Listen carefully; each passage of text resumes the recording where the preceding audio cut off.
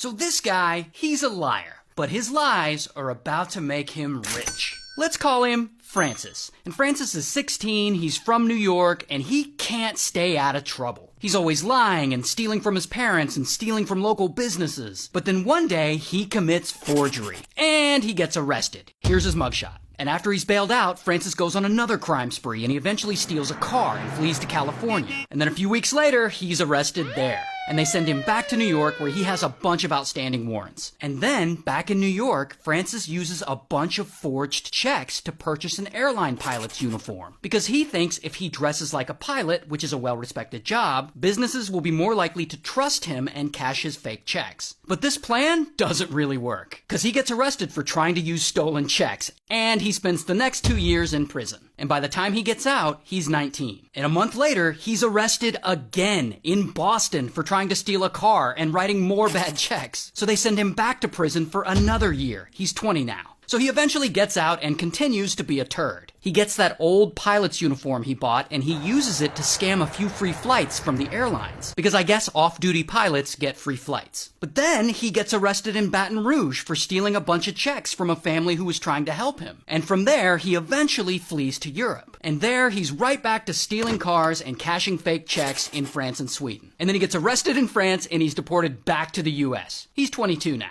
And now that he's back in the US, surprise, surprise, he goes right back to dressing up as a pilot and cashing more forged checks. 4 months later, he's caught and arrested again. And while he's in jail, he escapes. But within a few days, they catch him again trying to cash yet another forged check. And this time, he's sentenced to 12 years in prison. But a few years later, he gets out on parole. Then he's arrested again, this time for stealing art supplies and cameras from a children's summer camp. Here's his mugshot. And so at this point, Francis is around 26. And around this time, he moves into his parole officer's garage so his parole officer can keep an eye on him. And it's here that it finally seems like he's starting to learn his lesson.